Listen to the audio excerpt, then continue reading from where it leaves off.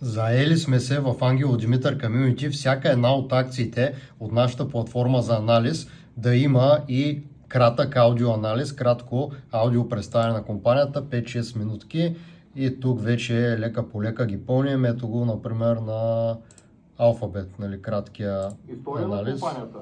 Google е основана през $1900 милиарда, като голяма част е покрит от паричните резерви. Пазарна позиция. Който е дето говори, бре, страшна работа. Така че имаме анализи, имаме всичко.